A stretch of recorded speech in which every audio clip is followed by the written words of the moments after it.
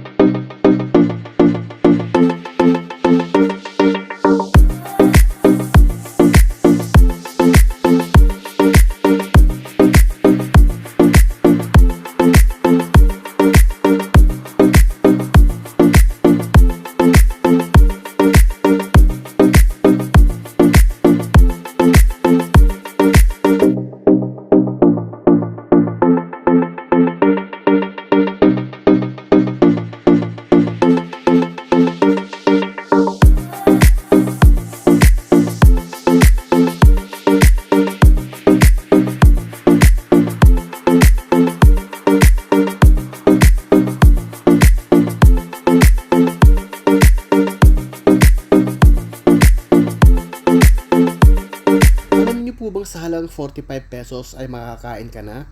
At hindi lang ito basta-bastang kanin. Ito po ay chow fan rice na may iba't ibang toppings katulad ng lumpiang Shanghai, hotdog, skinless sa halagang 45 pesos.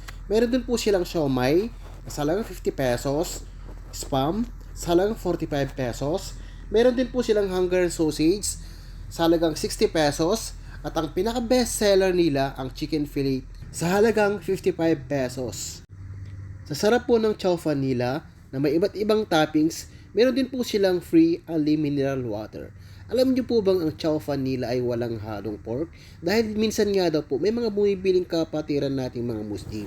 Dahil gusto nga po ng may-ari na makakain din po sila.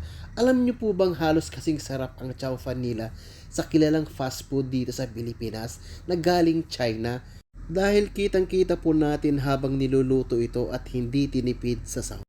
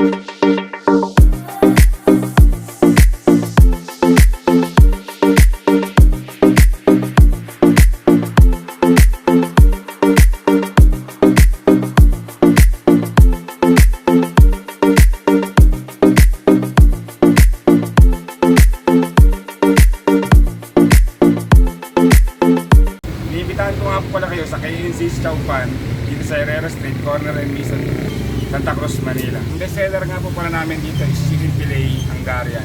Sila po yung mga bestseller namin dito. Bali yung mga presyo po ng paninda namin is mura lang po, kaya affordable po ng mga tao. Ayun, thank you sir. Dito yung chicken fillet nila. Laki din.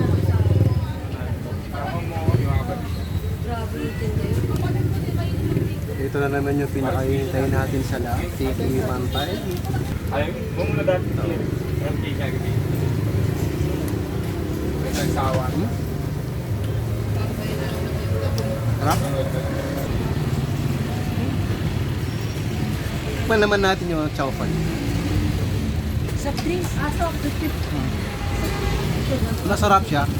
May kalasa na yung sikat na bibenta ng chow fan. Alam nyo na yun. Ito.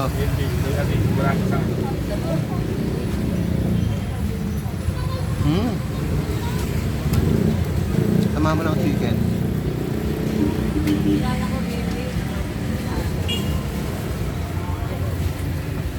Okay. Kaya kung nagkikrave kayo ng chow pan, dito lang kayo punta. Dito lang po yan sa may Tayuman.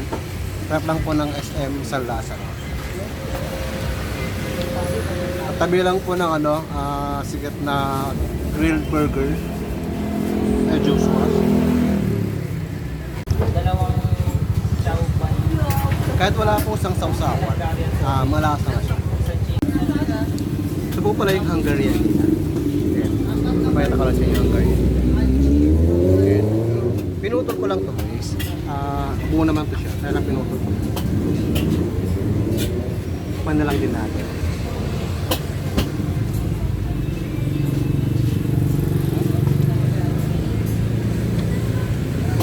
Din po yung Hungarian, di ba? Ito po pala 60 pesos lang po, Hungarian with rice. Sa order na siya, 60 pesos.